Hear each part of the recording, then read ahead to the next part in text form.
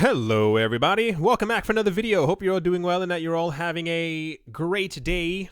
To start things off, the news of the day, kind of, it seems. BitTorrent, which pioneered peer-to-peer technology for sharing files on the internet, is creating its own cryptocurrency. Issued by the Singapore-based Bittorrent Foundation, the new Bittorrent Token, or BTT, will run on the TRON protocol developed by TRON, which acquired BitTorrent in June of last year. The file-sharing software company claims to have 100 million users. Justin Sun, who is the founder of TRON and the CEO of BitTorrent, said in a press release, and I do quote, "In one giant leap, we can introduce blockchain to hundreds of millions of users around the world and empower a new generation of content creators with the tools to distribute their content directly to others on the web," end quote. The plan to issue a token follows the announcement of Project Atlas, which BitTorrent revealed at the end of August. Project Atlas is a new iteration of the P2P software. It provides users with a way to spend and earn crypto while sharing files. Under the existing system, users need to put a file on the system in order to download something. As Justin Sun explained in YouTube on a YouTube video, the user has no incentive to keep the file in the network once they have finished downloading. With BitTorrent Token, users can pay someone with the file to send it to them, and they can pay for more bandwidth, so it downloads faster. With the prospect of payment, file hosts have an incentive to keep most files available on the network, making it more likely that a given user will be able to download something they want more quickly. A TRON spokesperson confirmed that the company will not be taking a cut of those tokens themselves. BTT will be a TRC10 token, comparable with the ERC20 token models that runs on top of Ethereum. According to the token's white paper shared with CoinDesk, a total supply of 990 billion, with a B, BTT, will be mined. A couple of things. I've seen other people talking about this as well, and I won't lie to you, it took me a while to actually not even muster up the courage to want to talk about this for a couple of reasons. And I, as always, I think I have something in my brain where I cannot not be honest. When I heard about this, when I heard about the TRON, or Justin Sun, or the TRON Foundation acquisition of BitTorrent, I thought it was genius. I thought it made a lot of sense. I thought the idea of them acquiring something as large as BitTorrent would change the face of cryptocurrencies as a whole. For those of you who were here when we first had this information sometime the middle-ish summertime, June of last year, there were a lot of people leaving the BitTorrent platform the moment that this thing was acquired. And a lot of people were asking why, what was going on. The true spirit, for those, I honestly, 1000%, I promise you, have never actually used BitTorrent. I know people who do, obviously. The true spirit of BitTorrent has always been that it's like a file-sharing network world. You put stuff on the internet, you put stuff on BitTorrent. If you want it, it's there. You can go get it. It's free. When we heard about the people leaving, it was like a whole bunch of like senior managers and stuff like that, or whoever is the higher ups in BitTorrent that they were leaving. Everyone was kind of scratching their heads. Maybe there's just some type of discrepancies. Maybe the payment wasn't right. Whoever knew exactly what was going on. Now it appears that it makes a bit more sense. The new addition of the BitTorrent token onto the BitTorrent platform is very odd in that once again, the original idea for BitTorrent was that you could have stuff for free on the internet.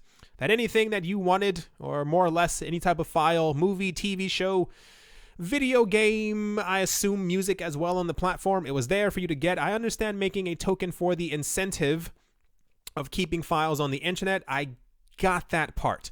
But having people essentially pay or be incentivized to put stuff on and then therefore get paid, like, I get it. Like, I understand the actual idea behind it. I totally understand. I am into finance. I'm into cryptocurrencies. I get it.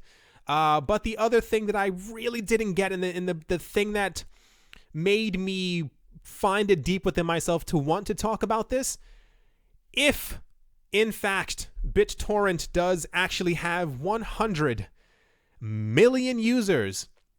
And I think, if I'm not mistaken, I think this acquisition also cost the Tron Foundation $100 million. That's a lot of zeros.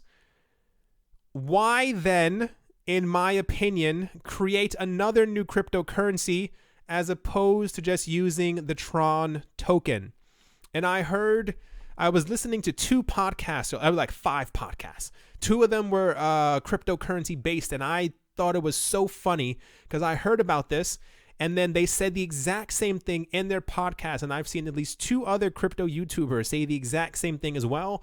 What a missed opportunity you have, or had at this point, it's kind of all gone, to acquire a platform that has 100 million users, and that's probably, I guess, a huge guesstimation, or something that could potentially have even 100 million more users over the next 5, 10, 15, 20 years, and you don't integrate your own token into the platform as the payment option for people to use. Do you know how high Tron's value would have gone if you even had 1 million people who were incentivized to keep their things or upload even more onto BitTorrent and then be paid in Tron, and then these people take their Tron and potentially, if there was like is there a BitTorrent store, like a merch store or something like that, where you can buy like BitTorrent shirts? Imagine all of that just simply running through the Tron network. I'm not exactly sure what the internal meetings were, where they came up with these ideas. I totally get the idea of creating a brand new token. I got that part. To be frank, there are a lot of Tron tokens. I feel like even allocating, and I mean this in all seriousness, you could have allocated around 500 million Tron. I'm pretty sure that the Tron Foundation also owns a huge amount of Tron, just a guess, and put that 500 million onto the BitTorrent platform and gave every active account 5 Tron. Maybe even just 50 million users based on date, how long they've had their accounts, and had these people transfer. It's just a very weird situation. I'm trying, I really am. I understand the point of the Tron platform. The acquisition of a platform as large, can you imagine any other cryptocurrency, anything, foundation acquiring a platform that has 100 million users?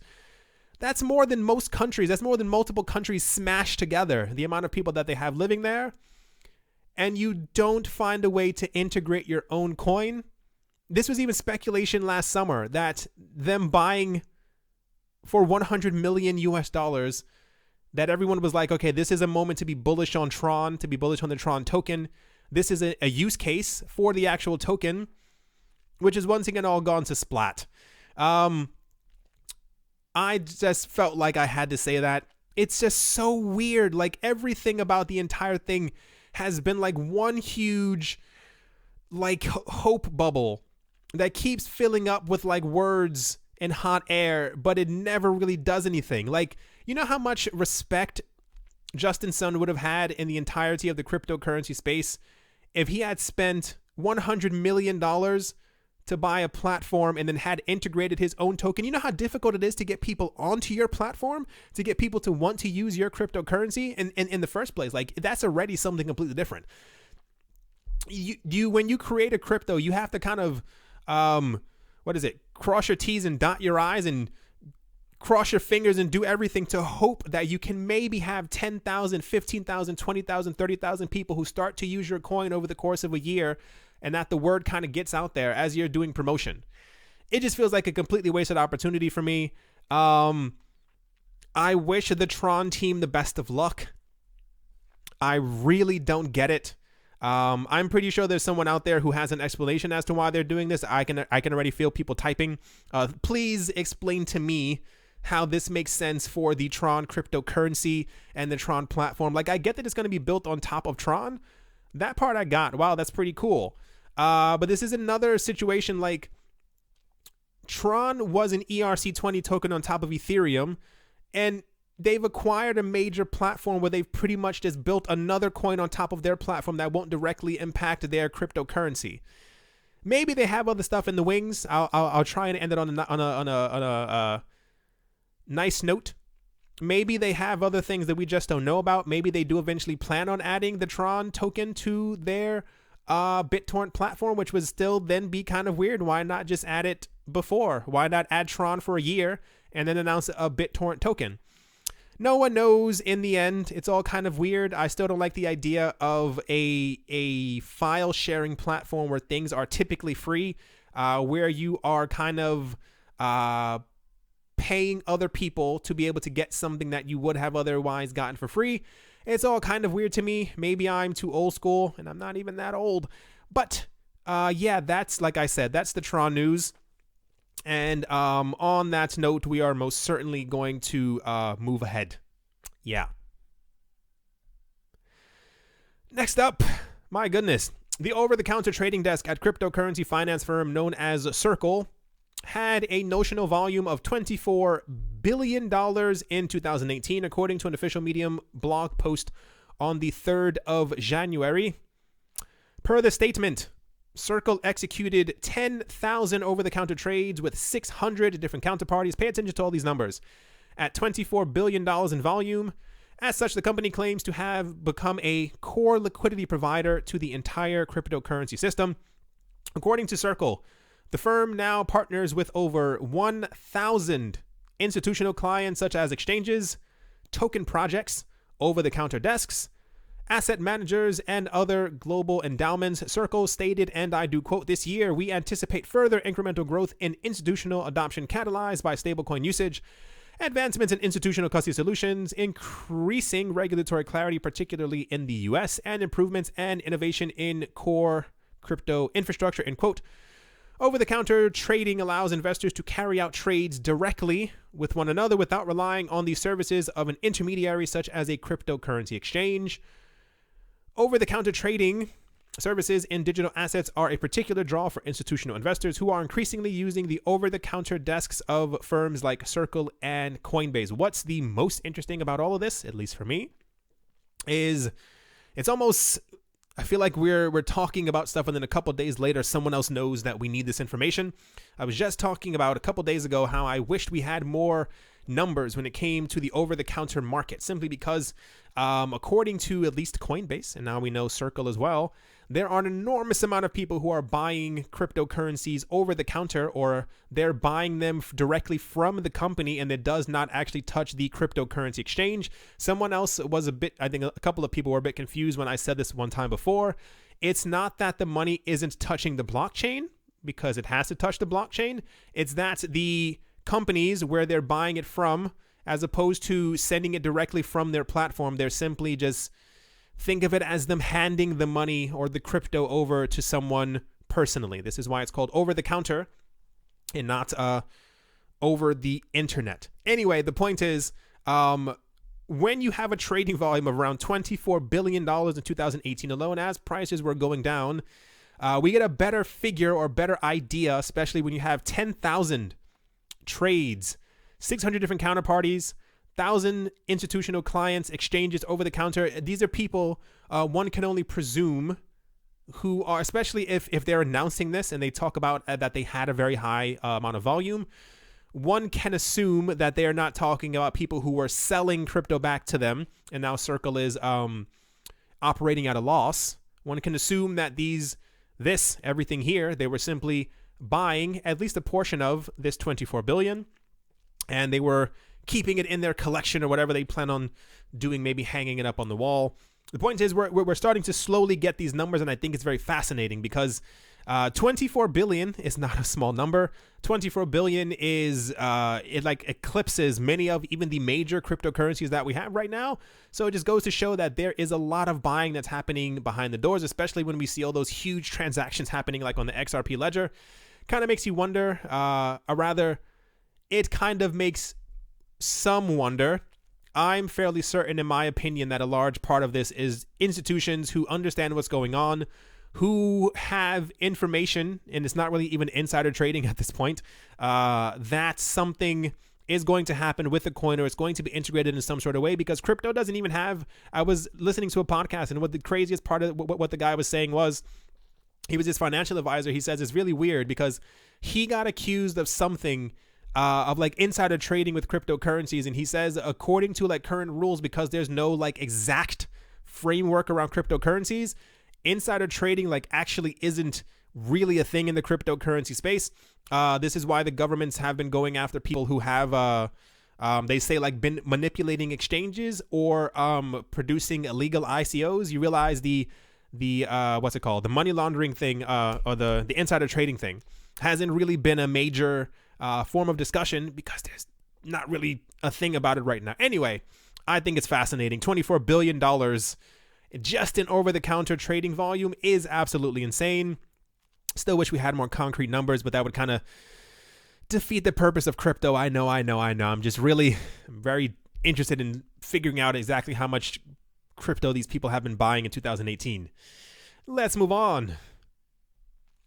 Next up, ZCash is in the news. Going to try and breeze over this one. It's kind of interesting. It pretty much goes that there's an inflation rate for every cryptocurrency that we have right now. For those that have to be mined, there's always some type of an inflation rate. Apparently, there's a little chart right here. Those who can't really, can I click on this? There we go. Wait. Okay, well, here we go. Oh, that didn't even get any bigger. The point is, someone has like an actual graph and chart showing exactly how much new issuance of each coin is happening every single day. And apparently, mathematically, the one for Zcash is actually a lot more mathematically than it is for Bitcoin at the moment. They have the numbers somewhere here. Yeah, citing data from Masari, a leading crypto analytics provider, over $400,000 worth of Zcash is issued each day, which amounts to around a 0.11 inflation rate a day. So after 10 days, you have around a 1% inflation rate. To give this figure some perspective, Bitcoin has a 0.01 daily inflation rate, while Ethereum's is just shy of double that. And while Zuko noted that the market is gobbling up this supply influx, some changes could be made. This was, I believe, if I'm not mistaken, the actual one of the lead developers of Zcash, who pretty much came out and said that he thinks that maybe there should be like a discussion as to slowing down the inflation rate for Zcash, simply because a 1% after 10 days is kind of a lot, especially when you factor in realistically it would be around 100 days to get around 1% on Bitcoin, and that's only expected to drop as well as time goes on. That's, like I said, gonna breeze over it. There's a huge discussion against many cryptocurrencies right now, especially there was also one with Ethereum that we had last year that I don't personally think is going to see any type of like clarification and or finalization anytime soon. And it came down to how much Ethereum is actually issued. If there's going to be like a hard cap on the amount of Ethereum, as we have 21 million Bitcoin, is there going to be a finite number of Ethereum? Because at the moment there's not. It's going to continue to be created, at least at the moment, forever. There are a lot of other cryptocurrency projects like this that they follow like what Dogecoin did, but kind of not as crazy. Anyway, interesting. See if they're actually going to do it. I'm actually surprised that more, when you look at the, I don't want to say like core fundamentals, but like the idea behind Bitcoin, why there is an exact amount of them, it comes down to the fact that we know or have seen and have been through periods where governments have released an enormous amount of their fiat currencies into the world, and they keep printing them. So the idea was that if you create a cryptocurrency like Bitcoin, it has a set amount that is mathematically calculated, and you can see exactly when they're going to be created and at what rate. But if you continuously make them forever and you have an inflation rate that kind of continues to go on forever, people worry about the overall monetary policy of some of these coins, and if they are going to be economically sound in the future if they're constantly just continuously printing themselves. Interesting to think about. Let's move on. So here's something, and I used this terminology as well a couple days ago, which makes me think once again that someone's listening. Hello out there if you are listening and writing articles after I say certain things. I was talking about the other day that crypto and more so, like a lot of things in cryptocurrencies needs to be as easy enough for like your grandmother to be able to use them. There's no other way around it. We were speaking, I can't remember the name of the other one. It was like 2 days ago. There was another Lightning Network app that launched, and it was called like Blue Wallet, Blue Life Wallet, Life is Blue Wallet, something. I think it was blue. It might have been red. Anyway, the point is that launched, and I think they were just beginning to like roll it out as well. And it was kind of weird because people were trying to send Lightning transactions between themselves, but apparently a little shaky. So now we have another one once again, or rather for the first time, not affiliated, not being paid by these people, don't know who they are. I report on this because I think at least at the moment, the Lightning Network is probably logically one of the most logical things that is probably going to propel Bitcoin forward. Without further ado, let's get into it. A partnership to roll out Bitcoin payments using the Lightning Network across Australia went live today with the beta launch of the Wallet of Satoshi. The product of payment gateway called Living Room of Satoshi, or LRS, and Travel by Bit. Billed as Australia's first cryptocurrency travel agency, why not? The wallet aims to bring Lightning payments to entry-level Bitcoin users. Here it is right here. They have for those who aren't looking, it shows a wallet. They have a balance of 4.5 million Satoshis. It's a lot of Satoshis. They're sending 58,000 Satoshis. It says roughly about $3, and there is no fee. Shows a little address. Continue scrolling down. This is a huge photo. And it says cancel or pay. Very simple. This is what I was talking about before. If you want crypto to make it, this is exactly what it has to look like. I'll say it. I was looking at something a couple days ago. I'm not going to mention it because I believe that innovation will bring them forward. I was using a DApp, a decentralized application, and I was flabbergasted at the way that you had to enter your own inputs as you were trying to send transactions, and you had to pay as you were doing anything within the app. Anything within the app was a transaction on their network, and it just kind of really shocked me. And I sat there thinking, once again, I was like, there's no way that I could give this to my grandmother or probably even my mother and tell them to play this game and think that they would sit there and waste their time to download inputs to be able to enter into the game. So if you want crypto to survive, if you are a developer, I will tell you this right now. It has to be as easy as this, as easy as you see right here. As Bitcoiners often reported, Lightning Network has made significant progress over the past year. Not even that. It's like the past 2 months. The thing has completely exploded, breaking records for both capacity and adoption. The technology nonetheless remains in an experimental state, and only technically proficient users could previously navigate it efficiently. Wallet of Satoshi developers wanted to change this, thank goodness, issuing a Lightning wallet with a user interface which could make it simple and send and receive payments. They said, we want everyone and their mom to be able to participate in the new international economy, so it is focused on easy of use. Is that a phrase? Easy use, and is available on iOS and Android. Here's two happy people, I guess apparently paying for something with the Lightning Network. Where's the most important thing? So Lightning has over 5,000 nodes, finally, 18,000, almost 18,000 payment channels, and a capacity of 543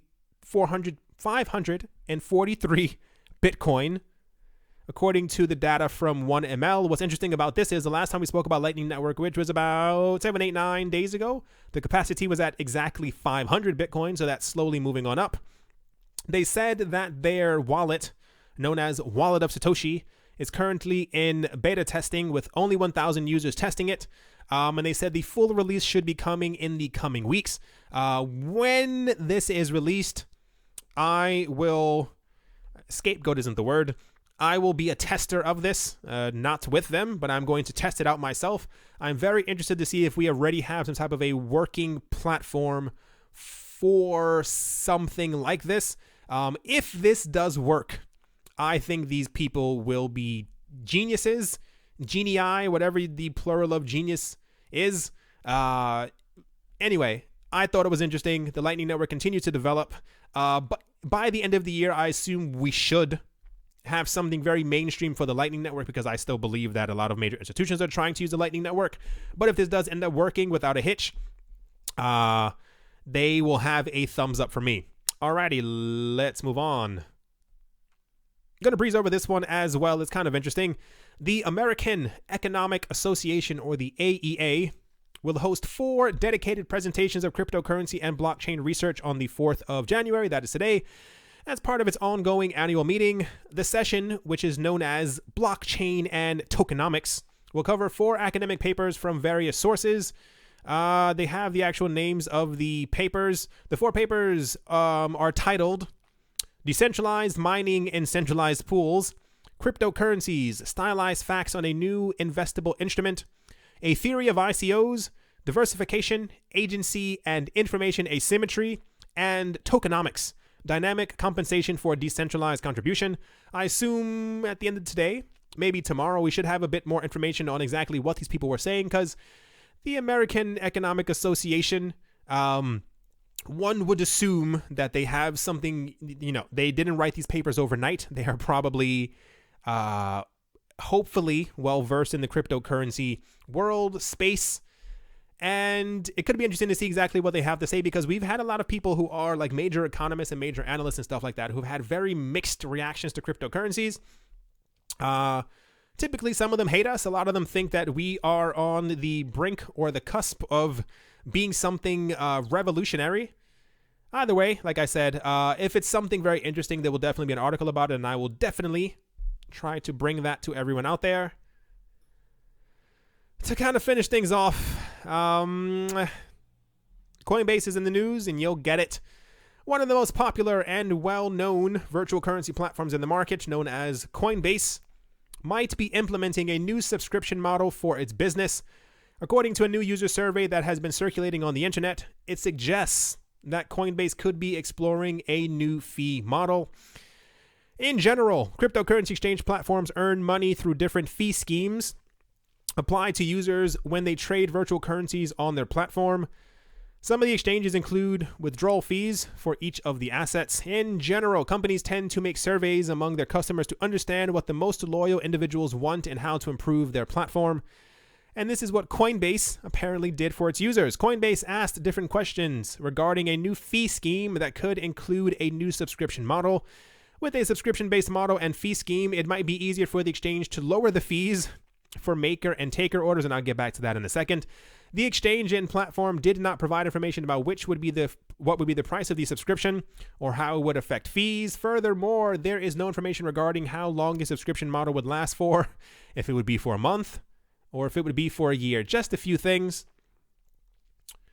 I understand the current need for cryptocurrency exchanges. I understand it. I get it. A lot of people aren't comfortable with housing their own coins on their own computers, on their own devices, on their phone. I get it. I got it.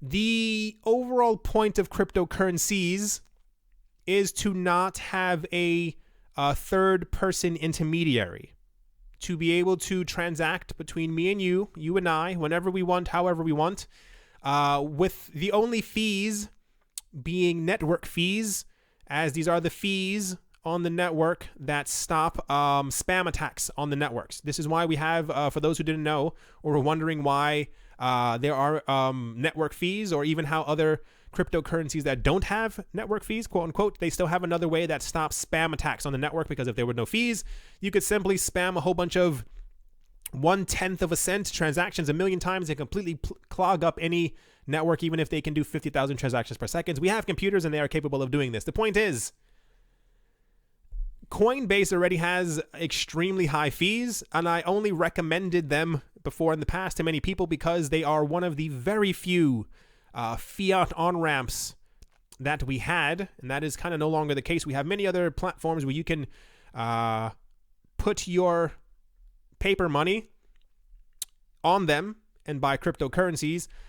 We know, based on numbers, and I think they're 28th in the world right now, that Coinbase has not been doing that well, has not been faring that well, simply because they don't actually listen to their customers, and therefore one can assume from the numbers, especially as their trading volume continues to go lower, that they may not allegedly be doing as well as they once were when Bitcoin was at $20,000. The fact that they think that people already are okay with paying high fees on their platform and then would want a subscription fee to potentially lower the other fees is kind of weird. I sincerely wish them all the best in all their endeavors. I wish them the best in what they do. I think that my personal opinion, this is how I feel about the situation. I think that the era of Coinbase is slowly coming to a close. Who knows exactly what is going on as far as the people working there, the decisions that have been made. I will tell you right now, the idea of creating any type of fee, anything. Imagine a subscription model to be able to take your money out. You thought banks were bad. Imagine, oh my gosh. Like, it's just, I desperately want to understand exactly what the inner workings of Coinbase are, like why they make these decisions, why. I am going to assume that Binance will probably not have any upcoming fee subscription model for you to be able to take out your money or to have lower fees. Just going out on a limb. I don't work for Binance, but I can feel that they're probably not going to be announcing that they're going to have a new subscription model for you to have lower fees and pay them potentially monthly and or on a yearly basis to be able to have lower fees to take your money out. Kind of weird. Anyway, I saw this floating around. I thought it was a little, not a little. I thought it was very odd. Once again, best of luck. I hope it works out for you. When WHEN, Binance announces that they are adding fiat pairs to their platform. I went to a Binance meetup sometime last year. I met a couple of the people who work for Binance, and I was asking them, when is it going to happen? And they said, this was last year. It was warm outside. I'll put it that way. They said, depending on the, oh, by the way, hello, if you're listening. I have no idea if they listen.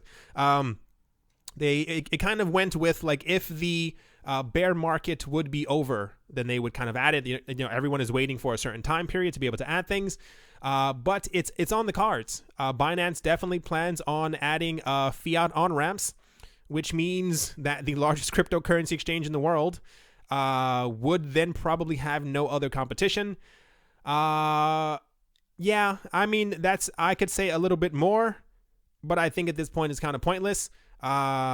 It's interesting to see the companies that were big and at some point kind of lost their way in the cryptocurrency space. Once again, wish them all the best. I hope that they get all those fees from all the subscriptions of people who are paying to have lower fees on a subscription model to be able to take out their money.